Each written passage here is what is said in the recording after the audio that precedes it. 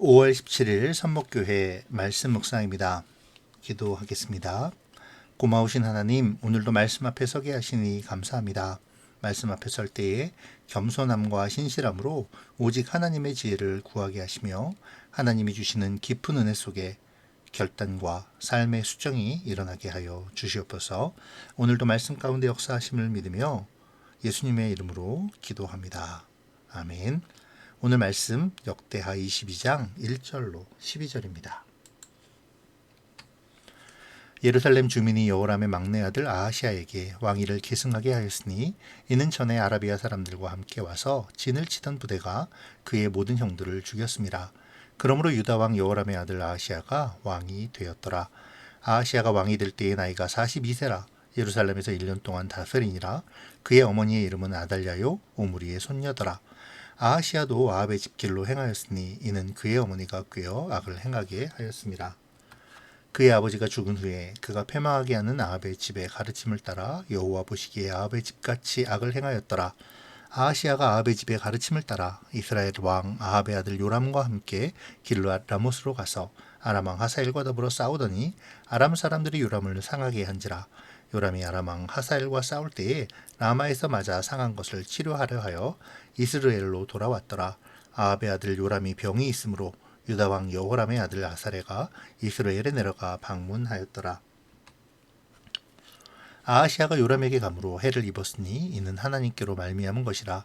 아하시아가 갔다가 요람과 함께 나가서 님시의 아들 예후를 맞았으니 그는 여호와께서 기름을 부으시고 아합의 집을 멸하게 하신 자이더라. 예후로 하여금 아합의 집을 심판하게 하실 때에 유다 방백들과 아하시아의 형제들의 아들들을 곧 아하시아를 섬기는 자들을 만나서 죽였고 아하시아는 사마리에 숨었더니 예후가 찾음에 무리가 그를 예후에게로 잡아가서 죽이고 이르기를 그는 전심으로 여호와를 구하던 여호사밧의 아들이라 하고 장사하였더라. 이에 아하시아의 집이 약하여 왕위를 힘으로 지키지 못하게 되니라. 아하시아의 어머니 아달랴가 자기의 아들이 죽은 것을 보고 일어나 유다 집의 왕국의 씨를 모두 진멸하였으나 왕의 딸 여호사브앗이 아하시아의 아들 요아스를 왕자들이 죽임을 당하는 중에서 몰래 빼내어 그와 그의 유모를 침실에 숨겨 아달랴를 피하게 하였으므로 아달랴가 그를 죽이지 못하였더라. 여호사브앗은 여호람 왕의 딸이요 아하시아의 누이요 제사장 여호야다의 아내이더라. 요아스가 그들과 함께 하나님의 전에 6년을 숨어있는 동안에 아달랴가 나라를 다스렸더라. 아멘. 오늘 본문은 남유다 역사상 영적으로 암울했던 시기 중의 하나이죠.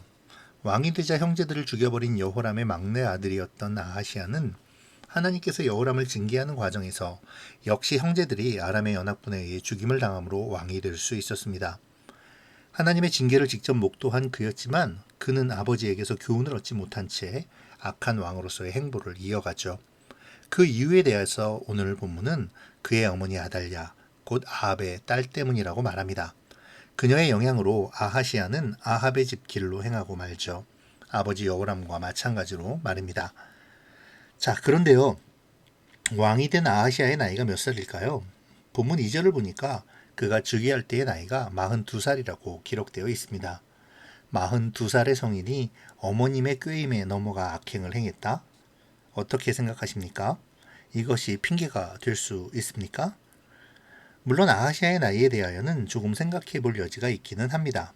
아버지 여호람이 세상을 떠날 때의 나이가 40살이었는데 아들의 나이가 42살이라면 그것은 이상한 일이니까요.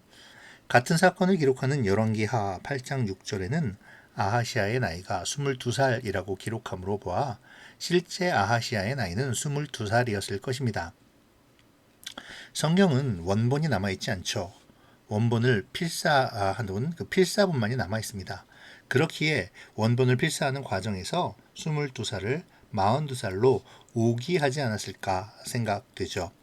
그렇다 하더라도 22살이라면 충분히 사리분별이 가능한 나이입니다. 누구의 말에 휘둘리거나 하지 않는 나이죠. 훗날 요시야 왕은 8살의 왕이 되었지만 종교개혁을 훌륭하게 수행하고 나라를 잘 이끌었음을 볼 때 나이가 어리다는 것은 그가 악행을 저지르는 데 대하여 핑계가 될 수 없습니다. 넓게 말하면 아하시아의 악행은 여호사밧과도 관계가 있습니다. 여호사밧은 정치적으로 나라를 더욱 강성하게 하기 위해 북이스라엘과 동맹을 맺었죠. 그 동맹의 방편이 정략 결혼이었습니다. 정략 결혼을 통해 나라는 강성해지는 듯 보였지만 결국 그 정략 결혼으로 말미암아 패망의 길로 가게 되었죠. 아, 오늘 본문 4절에서 아합의 집을 설명하는 말이 패망하게 하는입니다. 특이한 것은 오늘 본문 3절에서 8절까지의 6절에서 아합의 집이라는 언급이 6번이나 계속되는데요. 그만큼 아합의 집의 영향력이 강했다는 것을 말해줍니다. 왜 아하시아가 아합의 집을 따랐을까요? 그의 아버지 여호람은 왜 아합의 집을 따랐을까요? 그리고 여호사밧은 왜 아합과 동맹을 맺으려 했을까요? 왜 북이스라엘의 왕들은 아합의 집을 따랐고 남유다의 하나님을 의지하지 않는 악한 왕들도 아합의 집을 따랐을까요?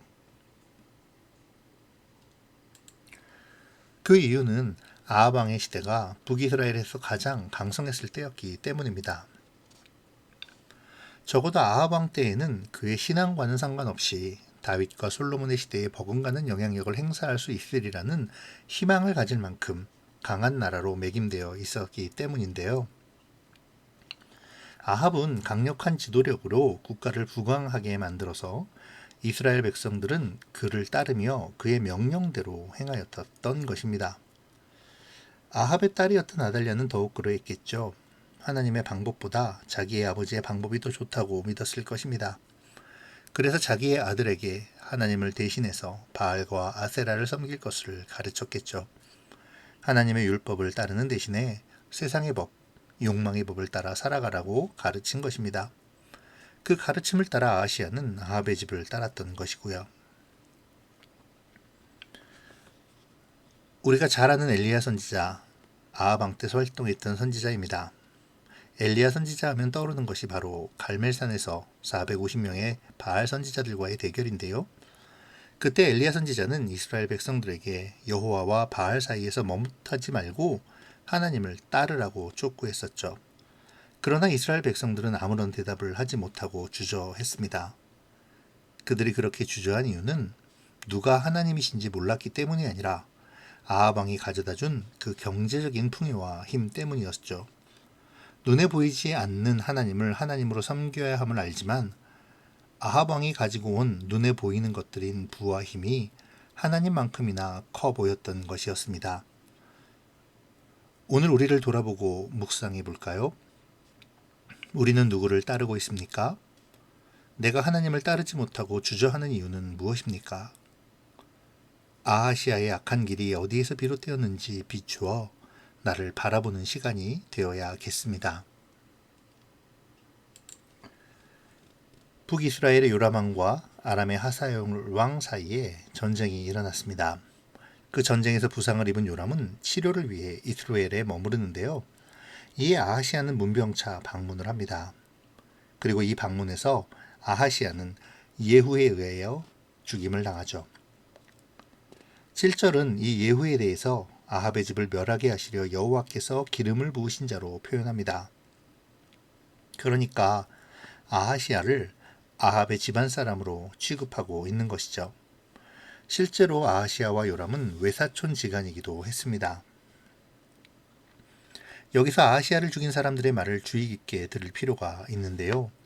9절에서 아하시아를 죽인 무리들은 아하시아가 전심으로 여호와를 구하던 여호사밧의 아들이라고 말합니다. 이 말은 지금 이들이 죽인 아하시아 왕이 여호와를 전심으로 구하던 여호사밧의 본을 따르지 않고 하나님을 대적하던 악한 왕 아합의 길을 따름으로 하나님의 심판이 임했다는 것이죠. 자신들이 아하시아를 죽인 것을 정당화하는 모양새입니다. 그러나 여기에 하나님의 선언이 계시죠. 여호사밧과 같이 하나님을 따라 행하지 않았다는 것입니다.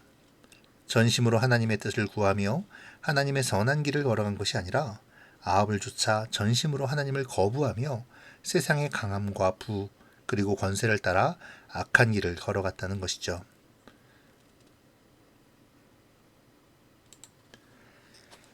아하시아가 죽자 그의 어머니 아달랴는 본색을 확실하게 드러냅니다.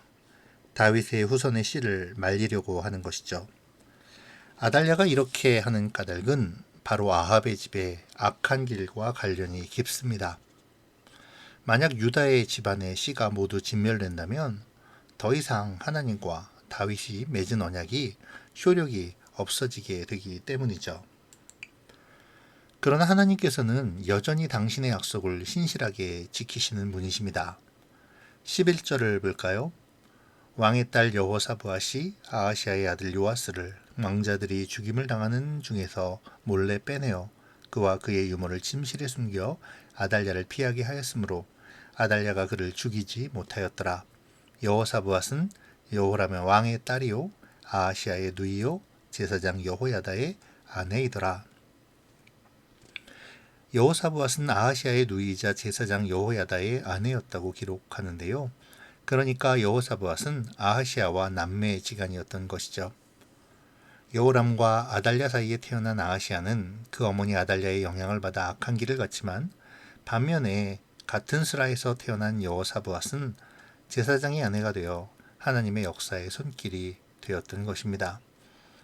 요아스는 그의 고모였던 여호사브앗을 통해 6년간 성전에 숨어 하나님의 언약의 씨앗이 되어 고모의 신앙적 양육을 받으며 자라났습니다. 아달랴의 반란과 바알 숭배가 팽배하고 있을 때의 하나님은 이렇게 언약의 성취를 이어가고 계시고 있죠. 하나님의 신실하신 언약은 어떠한 순간에도 현재 진행형임을 오늘 본문은 증거하고 있습니다. 언제나 하나님께서는 하나님의 언약을 지키시죠. 우리가 설사 절망스러운 상황에 있다 생각될지라도 말입니다.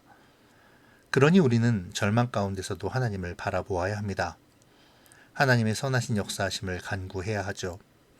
하나님께서는 그 어떤 상황에서도 하나님의 언약을 지키시는 분이심을 깊이 묵상하는 오늘이 되면 좋겠습니다. 오늘 본문은 여러 가지 이야기를 담고 있지만 한 가지를 말하고 있는 듯 보입니다. 그것은 어느 길을 갈 것인가 하는 것이죠. 아합의 길로 갈 것인가, 여호와의 길로 갈 것인가 말입니다. 오늘 나는 어디에 서 있습니까? 그리고 어디로 가고 있습니까? 아합의 집의 길입니까? 아니면 전심으로 여호와를 구하던 여호사밧과 다윗의 본을 따라 여호와를 섬기는 길입니까? 아하시아의 길입니까? 아니면 여호사브앗의 길입니까? 오늘 말씀을 깊이 묵상하며 스스로 답해 보시기 바랍니다. 기도하겠습니다. 좋으신 하나님 감사합니다. 오늘 아하시아와 아달랴의 이야기를 통해 우리가 가야 할 길을 바라보게 하시니 감사합니다.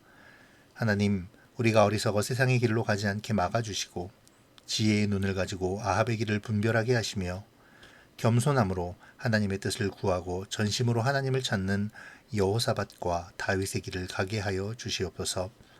신실하신 하나님이 허락하신 언약을 지키며 주님과 동행하는 오늘이 되게 하여 주시옵소서. 감사를 드리며 예수님의 이름으로 기도합니다. 아멘.